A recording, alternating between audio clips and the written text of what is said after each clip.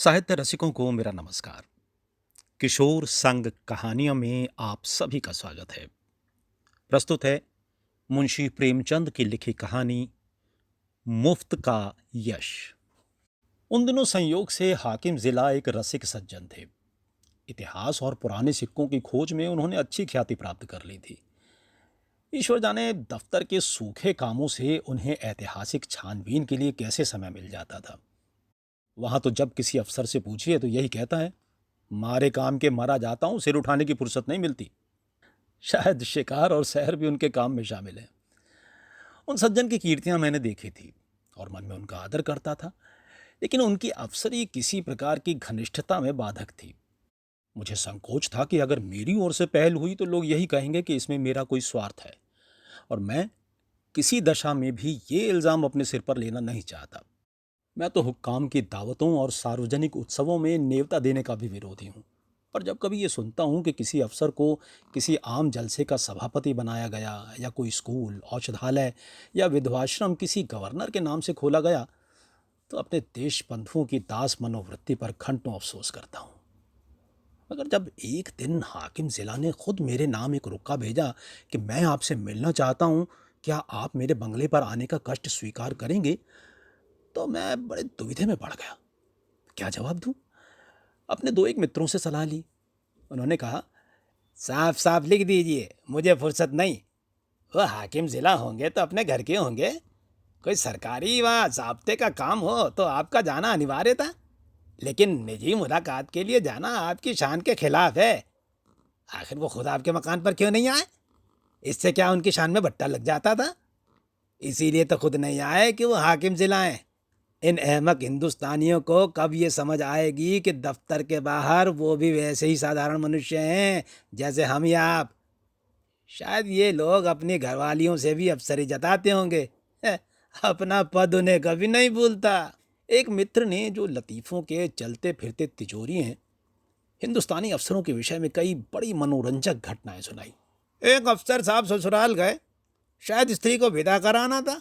जैसा आम रिवाज है, ससुर जी ने पहले ही वादे पर लड़की को विदा करना उचित न समझा। कहने लगे, बेटा इतने दिनों बाद आई है, अभी कैसे विदा कर दूं? भला 6 महीने तो रहने दो। उधर धर्मपत्नी जी ने भी नाइन से संदेशा कहला भेजा, अभी मैं नहीं जाना चाहती। आखिर माता पिता से मेरा भी तो कोई नाता है, कुछ तुम्हारे हाथ बिक थोड़ी गई हूँ।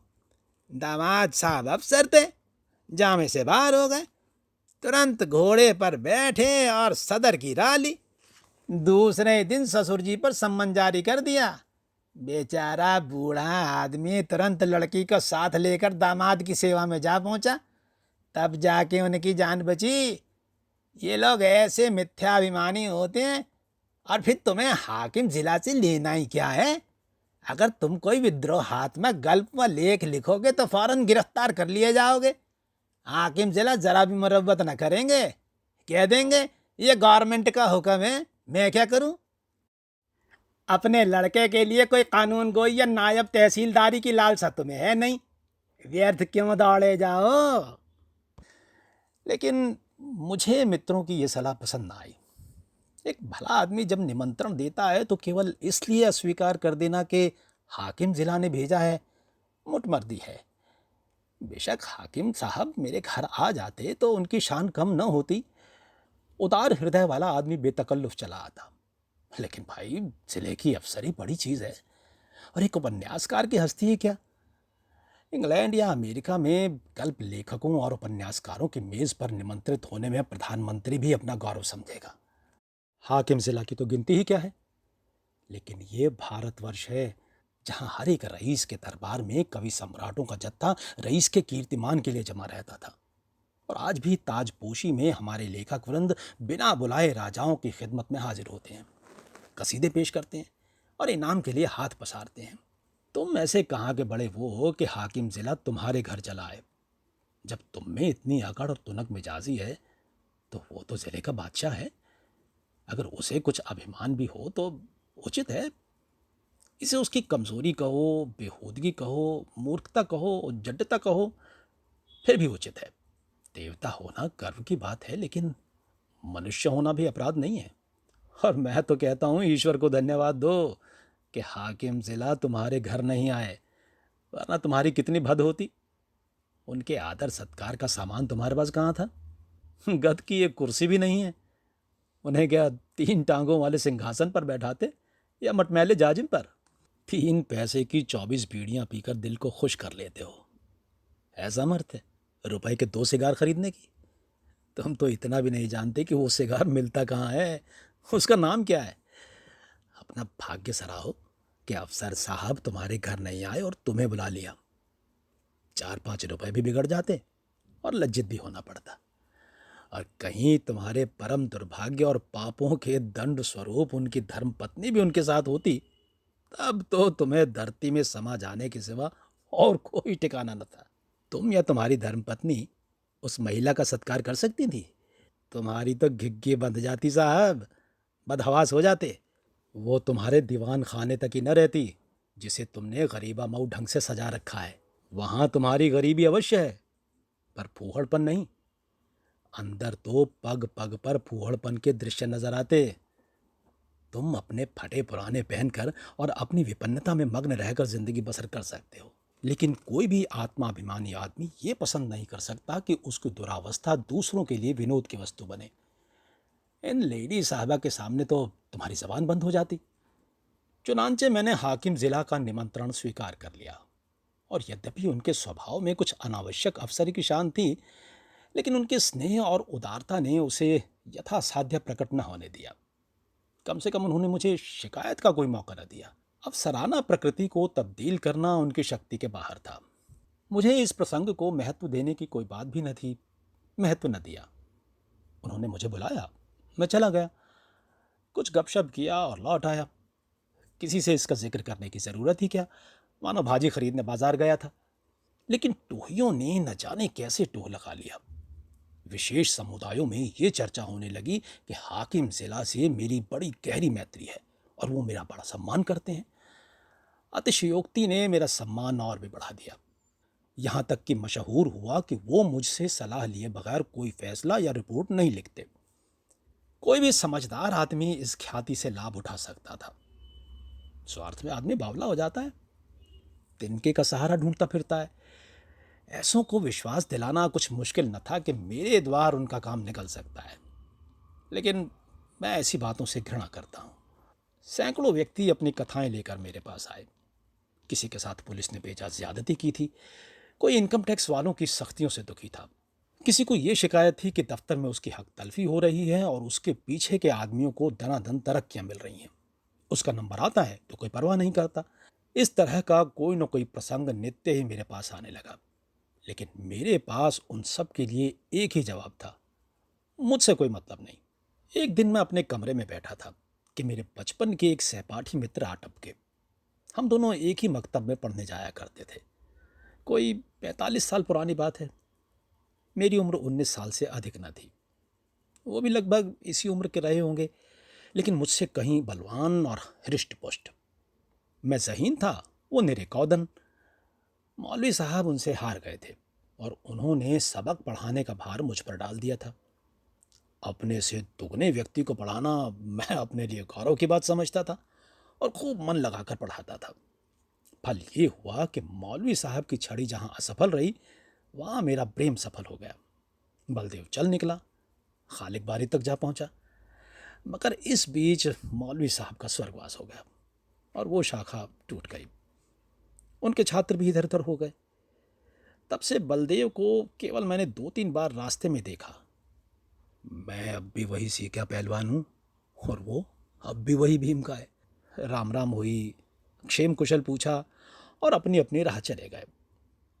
मैंने उनसे हाथ मिलाते हुए कहा, आओ भाई बलदेव, मज़े में तो हो? कैसे याद किया? क्या करते हो आजकल? बलदेव ने व्यथित कंठ से कहा, जिंदगी के दिन पूरे कर रहे हैं भाई, और क्या। तुमसे मिलने की बहुत दिनों से इच्छा थी। याद करो वो मकतब वाली बात, जब तुम मुझे पढ़ाया करते थे। तुम्हारी बदौलत 4 अक्षर पढ़ गया और अपनी जमींदारी का काम संभाल लेता हूँ, नहीं तो मूर्ख ही बना रहता। तुम मेरे गुरु भाई हो, सच कहता हूँ। मुझ जैसे गधे को पढ़ाना तुम्हारा ही काम था। न जाने क्या बात थी कि मौलवी साहब से सबक पढ़कर अपनी जगह पर आया नहीं कि बिल्कुल साफ। तुम जो पढ़ाते थे वो बिना याद किए ही याद हो जाता था। तुम तब भी बड़े ज़हीन थे। ये कहकर उन्होंने मुझे सगर्व नेत्रों से देखा। मैं बचपन के साथियों को देखकर फूल उठता हूँ। सजल नेत्र होकर बोला,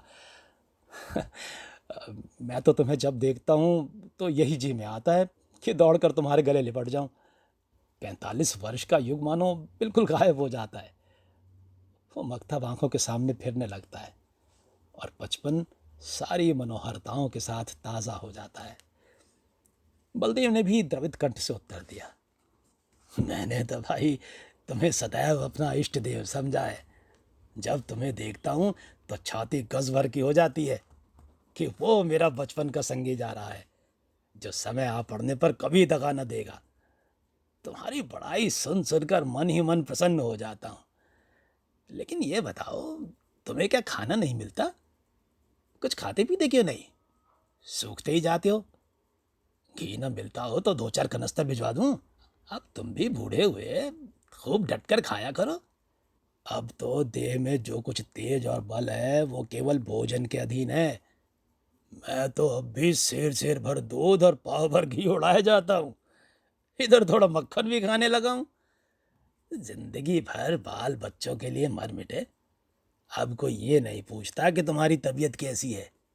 अगर आज कंधा डाल दूं तो कोई एक लोटे पानी को न पूछे। इसलिए खूब खाता हूँ और सबसे ज्यादा काम करता हूँ। घर पर अपना रौब बना हुआ है। वही जो तुम्हारा जेठा लड़का है, उस पर पुलिस ने एक झूठा मुकदमा चला दिया है। जवानी के मद में किसी को कुछ समझता नहीं है भी अच्छा खासा पहलवान। दारोगा जी से एक बार कुछ कहा सुनी हो गई, तब से घात में लगे हुए थे। इधर गांव में एक डाका पड़ गया, दारोगा जी ने तहकीकात में उसे भी फांस लिया। आज 1 सप्ताह से हिरासत में है। मुकदमा मोहम्मद खलील डिप्टी के इजलास में है और मोहम्मद खलील और दारोगा जी से दांत काटी रोटी है। अवश्य सज़ा हो जाएगी। अब तुम ही बचाओ तो उसकी जान बच सकती है, और कोई आशा नहीं है। सज़ा तो जो होगी वो होगी, इज्जत भी खाक में मिल जाएगी। तुम जाकर हाकिम ज़िला से इतना कह दो कि मुकदमा झूठा है। आप खुद चलकर तहकीकात कर लें। बस देखो भाई, बचपन के साथी हो, नहीं न करना। जानता हूँ तुम इन मुआवलों में नहीं पड़ते और तुम्हारे जैसे आदमी को पढ़ना भी न चाहिए। अब तुम प्रजा की लड़ाई लड़ने वाले जीव हो, तुम्हें सरकार के आदमियों से मेल जोल पढ़ाना उचित नहीं। नहीं तो जनता की नज़रों से गिर जाओगे। लेकिन ये घर का मामला है। इतना समझ लो कि मामला बिल्कुल झूठ ना होता तो मैं कभी तुम्हारे पास ना आता। लड़के की माँ रो रो कर जान लिए डालती है। बहू ने तो दाना पानी छोड़ रखा है। 7 दिन से घर में चूल्हा नहीं जला। मैं तो थोड़ा सा दूध पी लेता हूँ, लेकिन दोनों सास बहू तो निराहार पड़ी हुई हैं। अगर बच्चा को सज़ा हो गई तो दोनों मर जाएंगी। मैंने यही कहकर उन्हें ढाढ़स दिया है कि जब तक हमारा छोटा भाई सलामत है, कोई हमारा बाल बांका नहीं कर सकता। तुम्हारी भाभी ने तुम्हारी एक पुस्तक पढ़ी है। वो तो तुम्हें देवतुल्य समझती है, और जब कोई बात होती है तुम्हारी नज़ीर देखकर मुझे लज्जित करती है। मैं भी साफ साफ कह देता हूँ, मैं उस छोकरे किसी बुद्धि कहाँ से लाऊं? तुम्हें उसकी नज़रों से गिराने के लिए तुम्हें छोकरा मरियल सभी कुछ कहता हूँ, पर तुम्हारे सामने मेरा रंग नहीं जमता। मैं बड़े संकट में पड़ गया।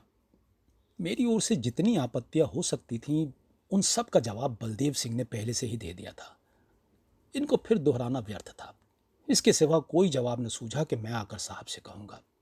हाँ, इतना मैंने अपनी तरफ से और बढ़ा दिया कि मुझे आशा नहीं कि मेरे कहने का विशेष ख्याल किया जाए, क्योंकि सरकारी मामलों में हुकाम हमेशा अपने मातहतों का पक्ष लिया करते हैं। बलदेव सिंह ने प्रसन्न होकर कहा, इसकी चिंता नहीं, तकदीर में जो लिखा है वो तो होगा ही, बस तुम जाकर कह भर दो। अच्छी बात है, तो कल जाओगे? हाँ, अवश्य जाऊंगा। ये ज़रूर कहना कि आप चलकर तहकीकात कर लें। हाँ भाई, ये ज़रूर कहूँगा। और ये भी कह देना कि बलदेव सिंह मेरा भाई है। झूठ बोलने के लिए मुझे मजबूर न करो। तुम मेरे भाई नहीं हो, मैंने तो तुम्हें हमेशा अपना भाई समझा है। अच्छा, ये भी कह दूंगा। बलदेव सिंह को विदा करके मैंने अपना खेल समाप्त किया और आराम से भोजन करके लेटा। मैंने उससे गला छुड़ाने के लिए झूठा वादा कर दिया। मेरा इरादा हाकिम जिला से कुछ कहने का नहीं था। मैंने पेशबंदी के तौर पर पहले ही जता दिया था कि हुक्काम आम तौर पर पुलिस के मामलों में दखल नहीं देते, इसलिए सज़ा हो भी गई तो मुझे ये कहने की काफ़ी गुंजाइश थी कि साहब ने मेरी बात स्वीकार नहीं की। कई दिन गुजर गए, मैं इस वाक़ये को बिल्कुल भूल गया था। सहसा एक दिन बलदेव सिंह अपने पहलवान बेटे के साथ मेरे कमरे में दाखिल हुए। बेटे ने मेरे चरणों पर सिर रख दिया और अदब से एक किनारे खड़ा हो गया। बलदेव सिंह बोले, बिल्कुल बरी हो गया भैया, साहब ने दरोगा को बुलाकर खूब डांटा कि तुम भले आदमियों को सताते और बदनाम करते हो, अगर फिर ऐसा झूठा मुकदमा लाए तो बर्खास्त किए जाओगे। दरोगा जी पहुंच पे, मैंने उन्हें झुककर सलाम किया। बच्चा भर घड़ों पानी फिर गया। ये तुम्हारी सिफारिश का चमत्कार है भाई, अगर तुमने मदद न की होती तो हम तो बर्बाद हो गए थे। ये समझ लो कि तुमने हम 4 प्राणियों की जान बचा ली। मैं तुम्हारे पास बहुत डरते डरते आया था। लोगों ने कहा था उनके पास नाहक जाते हो, वो बड़ा बेमुरव्वत आदमी है, उसकी जात से किसी का उपकार नहीं हो सकता। आदमी वो है जो दूसरों का हित करे, वो क्या आदमी है जो किसी की कुछ सुने ही नहीं। लेकिन भाई, मैंने किसी की बात न मानी। मेरे दिल में मेरा राम बैठकर कह रहा था, तुम चाहे कितने ही रूखे और बेलाग हो, लेकिन मुझ पर अवश्य दया करोगे। ये कहकर बलदेव सिंह ने अपने बेटे को इशारा किया। वो बाहर गया और एक बड़ा सा गट्ठर उठा लाया जिसमें भांति भांति की देहाती सौगातें बंधी हुई थी। हालांकि मैं बराबर कहे जाता था, तुम ये चीजें नाहक लाए, इनकी क्या जरूरत थी? कितने गंवार हो, आखिर ठहरे तो देहाती। मैंने कुछ नहीं कहा, मैं तो साहब के पास गया ही नहीं। लेकिन कौन सुनता है?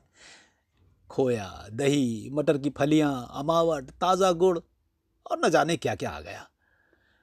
मैंने कहने को तो एक तरह से कह दिया, मैं साहब के पास गया ही नहीं, जो कुछ हुआ खुद हुआ, मेरा कोई एहसान नहीं है। लेकिन उसका मतलब ये निकाला गया कि मैं केवल नम्रता से और सौगातों को लौटा देने का कोई बहाना ढूंढने के लिए ऐसा कह रहा हूं। मुझ में इतनी हिम्मत न हुई कि मैं इस बात का विश्वास दिलाता। इसका जो अर्थ निकाला गया वही मैं चाहता था। मुफ्त का एहसान छोड़ने का जीना चाहता था।